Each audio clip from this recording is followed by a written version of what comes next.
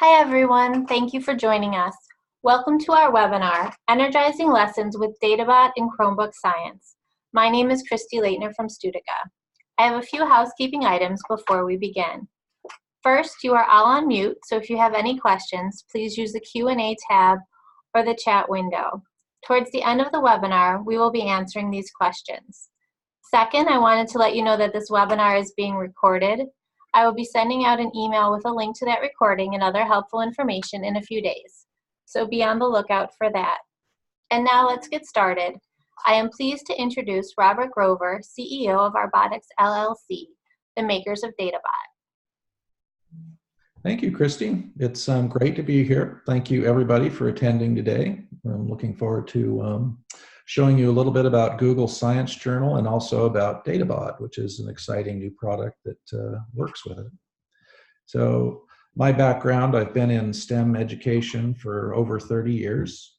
I started teaching kids using the original TC logo equipment from Lego clear back in 1988. So I've seen a lot of robotics, a lot of different types of STEM programs, STEAM programs. Had the good fortune to be able to travel all over the world and participate in different kinds of programs that I've seen in lots of interesting places. And a lot of what you'll see today related to databot actually came from a lot of those travels and requests from various educators and administrators looking for some ideal ways to teach STEM activities. So today in the webinar, what we're going to cover, we're going to take a look at Science Journal by Google. This is a free application that Google began development on and released around 2014. It's developed into a very nice journaling software that's great for kids and teachers. It's very friendly, easy to use. We're going to take a look at databot, which is a wireless sensor device that communicates with Science Journal. And I'm going to show you some examples of Science Journal and databot working together. And one of the exciting things about this combination is you can actually turn your Chromebooks into an interactive science lab. I've worked with lots of educators and teachers around the country that have Chromebooks now in the classroom. And this is a really exciting application because you can suddenly do a lot more with Chromebooks beyond just working with your regular Google apps and doing research. At the end of the session, we're going to have a Q&A, and I'm looking forward to hearing questions and providing answers. And we'll also provide links and resources for you to be able to get started using Science Journal right away, actually, at the end of this webinar. So let's start with Science Journal. What is Science Journal? First of all, it's a free app. It's built for Android or iOS devices. So it will run on an iPhone, it'll run on your Android smartphone, it'll run on a tablet. And on Chromebooks, it'll run if your Chromebooks are roughly 2 years or newer. You have to be able to enable Android Play Store and enable apps on your Chromebook in order for it to work. But most newer Chromebooks, it works great. In fact, the screen captures and things that I'll show you today are all from a Chromebook that I was using. One of the things about Science Journal, it accesses your internal sensors on your device. So if you're using a phone, tablet, Chromebook, the first thing it does is it connects to whatever sensors may be on board. So for example, your smartphone typically will have an accelerometer, it'll have your microphone, it'll have a light sensor. All of those things you can use immediately without any kind of external data device. So it's something that you can actually use in your classroom right away. If you're using a Chromebook, you can use the microphone. I've actually got an activity towards the end of this presentation that you'll be able to use right away again with Chromebooks, just using a microphone. Anyway, Science Journal enables students to easily create a multimedia science journal, and it collects observations through writing, through data that you collect, and also through images. And here are a couple of screen captures, or screen capture and a snapshot of Google Science Journal. This one's being displayed on my Samsung phone. So it works fine on just a small Android phone. You can see the portfolio displayed there. One of the neat things about Science Journal is it's so colorful and easy to use. So for example, my portfolio that's displayed this is an earlier portfolio. shows pictures of different things we were doing with databot. And you click on each one of those pictures and it opens up an experiment which collects all of your observations. The types of observations you can do, we'll take a look at here in a minute, but basically you can write notes, record data, take pictures, upload images. And one of the really powerful things about Science Journal is that it will sync with your Google Drive. So for those of you who are using Google Education tools and you have Google logins for all of the students, it'll automatically sync their portfolio regardless of what device they log into. It'll be there when they come back. Last thing, again, I'll emphasize, to use this on your Chromebooks, they have to be able to enable for Android Play Store use. And all of the school districts I've worked with typically require your school IT personnel to get involved to make that happen. So here's a screen capture right off of my Asus Chromebook, and that's a picture of Science Journal, the application up and running. Down across the bottom of the screen, you can see your typical Chromebook icons being displayed, whether it's your Chrome browser, your email, YouTube. And Science Journal runs beautifully on the Chromebook. Each experiment that you create becomes an entry in the journal, and you get to add pictures to represent, those experiments. And the images on this journal that you see now are new ones that I've been building up here just recently. Typically, when I demonstrate this to teachers, I'll always take a picture and add them to my portfolio so that the experiment has, some personal meaning. Again, the portfolio syncs with your Google account, updates across all your devices, and it's very easy to create a new experiment by selecting the plus sign. So in the lower right-hand corner of the interface, you'll notice a little purple circle with a plus sign in it. And if we click on that, the thing that opens up is the screen capture you see on the far left. So this is a brand new experiment. It has no observations in it. The process of creating your experiment and starting to collect information is very simple. So across the center bar there, you'll see some different icons. There's basically 4 ways to collect observations. The first one is text, which is what I've done here. I've taken a quick picture of how to select the text icon. You type in your observation, you hit the blue arrow, and it's going to show up here in the list. And your observations are all added sequentially into that experiment. So if the next thing you do is capture some data, it will appear beneath that. Or maybe you take a picture and it appears beneath that. So at any time you can open that experiment and easily see all of the things that you've done. So here is an example of a data observation. So again, we go to the observation bar, which is in the center there, and we're going to select the little icon that looks like a little circle with a squiggle through it.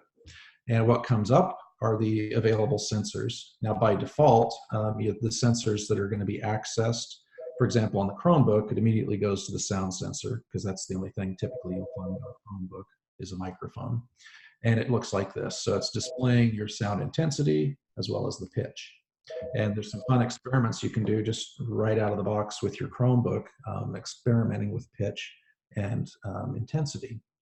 To record data, all you do is you click on the red button at the bottom of the screen, and it'll start capturing that live data.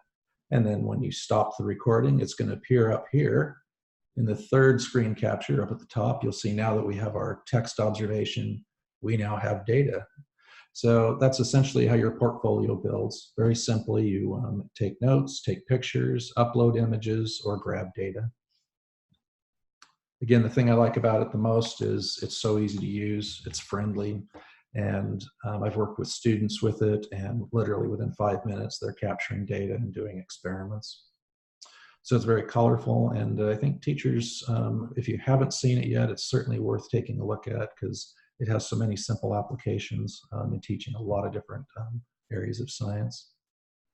So that's an introduction to Science Journal. Now let's take a look at databot. Databot makes Science Journal much more powerful because suddenly you can add all of these external sensors to its potential. So databot is a very small cube. It's 1.67 inches, 42.5 millimeters on a side, so it'll fit right in the palm of your hand. It's wireless, so it's using Bluetooth to communicate with software like Google Science Journal. And it has all of these different sensors that are listed on the screen there. So you've got humidity, ultraviolet, ambient light, carbon dioxide, volatile organic compounds, air pressure, altimeter. You've got a physics package for accelerometer, gyroscope, magnetometer. You know, there's a lot packed into this little box, which makes it very powerful. We specifically selected that mix of sensors so that you would be able to teach earth science, chemistry, physics, life science, environmental activities. You know, it's not everything in the world in terms of probeware, but what it is a great, easy starter for people to be able to use with something like Science Journal to become much more adept and comfortable with gathering data and analyzing data. So here are a couple of examples of using databot. This is an activity on the left that we did with databot and Science Journal at a local charter school. We mounted it to an Estes air rocket and launched it. And using the Bluetooth connection on the Chromebook, kids could watch the actual acceleration, the altitude, the entire event sequence of the launch. You can even see there at the top of that particular display where the line goes flat, that's where it lost connection with the Bluetooth, so it was suddenly out of range, which was also a great teaching moment. On the right-hand side, this is an example of just using a tablet, a smart device, and collecting data in the field. And that's a snapshot of collecting ultraviolet data. So you're getting the UV index, you're collecting UVA, UVB data very simply, and it visualizes instantly. And again, you could record that. You can export it actually to other software if you like. Very simple to use, and it makes data acquisition in the classroom and out of the classroom very easy. So how do we use databot with Chromebook? There's a Arduino Link application that you download and install. And with that, it'll display all of the active databots, and you just select the one that you want to connect to. And then it suddenly becomes available within Science Journal. There's a sensor settings menu, which is represented by the little gear wheel that you see there in one of the sensor display windows. If you open that up, it takes you to the sensor settings, and you'll see all of the available sensors from databot that you can use. And the way that you conduct an experiment, you select the specific data sensors that you want to be collecting. You hit the little back arrow, and then they will begin to display. So it's very simple. This is an example where I've grabbed 2 different sensors, and this is an activity I do very frequently just to demonstrate how this product works. I selected the carbon dioxide, and I also selected humidity. And then what you can do, and this is a fun activity to do with kids, is to set up these 2 and then just pass databot around and challenge students to produce the highest level of carbon dioxide. And I've done this with kids and adults of all ages, and it's a lot of fun. It actually gets them to thinking about, okay, well, how do I consume oxygen? How do I produce carbon dioxide? And there's also the humidity level that is demonstrated. So you get to see the water vapor that's coming out in somebody's breath as they exhale. So that's a very simple example of how you can use databot and Science Journal, and shows you how to select the sensors. Let's give you another example here. I've provided 3 different examples. In 30 minutes, we have to go rather quickly, but it'll give you an idea. So this is a UV experiment. I'm using Science Journal and databot. So you would go in, you would select the sensors UVA, UVB, and then the UV index. And then the materials that you gather, you grab a transparent piece of glass or plastic, and you get different sunscreen products that have a range of SPF values, because what you're going to be doing is using the data analysis to evaluate just how effective and what the ratings really mean when you're looking at sun protection factor. So it's very simple to do. The first thing that I've done when I work with students on this is I ask them to, first of all, predict what are they going to see when they start putting glass with the various SPV lotions in front of the sensor. And as you proceed, it's a lot of fun because you can spread the different solutions across the glass. You'll see the changes, and you create a table and record the specific data very carefully in terms of SPF 10 produces this result, SPF 20 produces this result, and so on. And then we start looking at, the analysis systematically, and they can see the correlation between the SPF factor, as well as the actual penetration of the sun's rays. So in this activity, I use several charts that show kids essentially the destructive impact of UV radiation, the concept of UVA and B, as well as C, and discuss which ones are more harmful, why you want to protect yourself against the sun, and so on. At the end, a great wrap-up is to have them identify the things that they noticed were successful about the various lotions. And this might involve, is the lotion opaque? Is it transparent? What are the kinds of things that seem to impact the actual sun protection factor? And have them actually propose an improved design. So this is the whole scientific process. They're gathering data, they're analyzing it, they're coming up with conclusions and coming up with design proposals based on that data. And those kinds of things exactly strike on the NGSS standards. So in this particular case, it's your middle school standard. This is a 6th to 8th grade activity. And it's evaluating competing design solutions using a systematic process to determine how well they meet the criteria and constraints of the problem. So these kinds of things directly hit on the NGSS standards, which in addition to the content standards, there's also the practice of analyzing, interpreting data. Anytime you're using a device like databot and Science Journal, you're conducting activities that are directly aligned with the 4th practice espoused by the NGSS. When you receive a copy of this PDF of the presentation, the full appendix of the practices are attached to that link, and you can go and look at it in detail. They're broken out by grade band as well, so you can see exactly the kinds of practices and the kinds of things that kids are benefiting from when they're using things like Science Journal, gathering data, evaluating data. This is another quick shot of some technology standards that you're meeting when you use these kinds of tools. Digital tools, of course, wonderful for gathering real data that you can actually apply to scientific study. A lot more precision, a lot more accuracy than, for example, if you're just using a thermometer. You're actually using a digital temperature probe. You can capture that information with a lot more precision. There's just a lot of benefits to getting kids more familiar with accumulating and analyzing data at an early stage. And at an early stage, that's one of the really powerful things about Science Journal and databot. It's very friendly for elementary and middle school science. So here's one last activity, and this is actually one that you can do right away. If you've got Chromebooks, all you need is a Chromebook with a microphone. You can download Science Journal and you can actually do this activity. In fact, I can provide the PDF that Christy can send out along with the presentation at the end of this.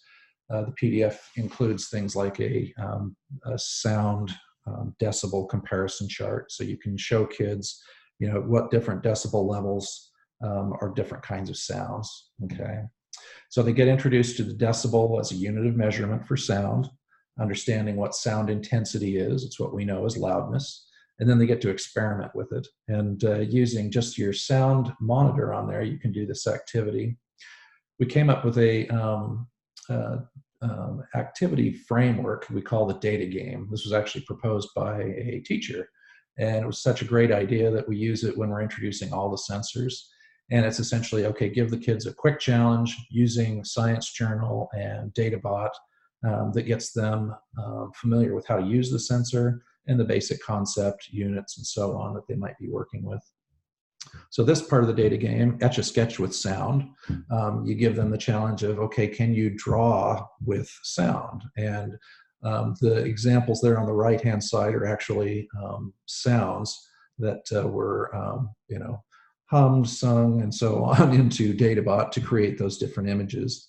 So they're a great example of how kids can use sound and understand how sound intensity can actually be recorded and visualized. So again, this gets back to your science standards and your practices, being able to look at data and understand it. So that's a really fun one. So that, we've got about 6 minutes left, I think, oh, about 8 minutes, I think. And it's now open for questions and answers.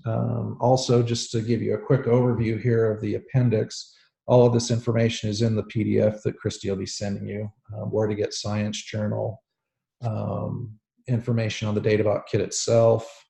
For those of you who are teaching maybe advanced physics or want more sensor information, you want the exact data that's available from the sensors that are available. And then we also provide a little bit of information on how databot can be used with other software. So with that, I'll go ahead and open it up for questions. Hi, Robert. One of the first questions that looks like you've touched upon here, but is Science Journal the only software that works with databot? No, Science Journal is the friendliest and the easiest to use that we found. So that's the one that we've targeted out of the box, so to speak. When you receive your databot and you take it out, you download that little connector app I mentioned, and it'll immediately connect up to Science Journal, and it just works. Now, for those who want to maybe do more sophisticated analysis or want to do other things with databot, a lot of my high school teachers that I work with, for example, use Excel. And it's easy to update the software on databot so that it can talk to other packages. So for example, in the appendix here, I'll flip over to a product called Data Streamer. And Excel, as a product of Microsoft, Microsoft's education group developed this program called Hacking STEM. And Hacking STEM developed this plugin called Data Streamer for Excel that allows kids to plug controllers like databot into their computer and grab and visualize real-time data. These are actually a couple of Excel charts that were developed with databot and Data Streamer that shows, live data being charted and streamed right into Excel. And that's just one software. There are a number of others, as well as the fact that you can just export CSV files, comma separated value files, which can be opened in Excel, sheets, all kinds of analysis programs. So databot's very flexible in terms of being able to work with other programs. Okay, and then another question, what databot packages are available for the classroom? So databot comes packaged. This is a standard kit right here. So the standard kit is just one databot in a soft case, and it comes with the SD card, which is inside. So that's 8 gigabits of memory that you can write data to, and then you can remove the card, put it into the little SD card reader that's provided, and bring that into Excel, Google Sheets, any of your analysis software. The package also includes a lanyard. So there's a clip-on databot that you can attach that to, and you can swing it for physics experiments. You can wear it around your neck. You can do all kinds of fun things with it. Comes with the external temperature probe as well, so you can drop that into a beaker. You can drop that into a stream. So that's your waterproof temperature sensor. And then finally, on the bottom of databot, which you can't see in this picture, but it actually has physical hooks for a lot of the building and robotic systems. So you can clip it right into a Lego system, a Fisher Technic system. This little plate right here is a Velcro plate that slides on that allows you to clip it directly onto, for example, a Frisbee. We've had people put it on drones. You can do all kinds of things. The intent of databot is to make grabbing data very accessible and easy. So that's the kit contents, and then the different configurations that are available is the single kit, which is $179.99, the 2-pack, which is $350, and it comes in the same case. You just get twice as much material in there. And then finally the 10-pack, which is 5 of the 2-packs. And one of the criteria for this product when we built it was something that was very portable, small, easy to store. So Class pack, you'll find, is a little bit larger than a shoebox. It's very easy to store. And we find we have lots of teachers that are sharing them amongst departments. Okay, and it looks like we have one last question. What sensors are included with databot? So the sensors that are included, I've actually got the technical sheet that's included on this PDF that everybody will receive.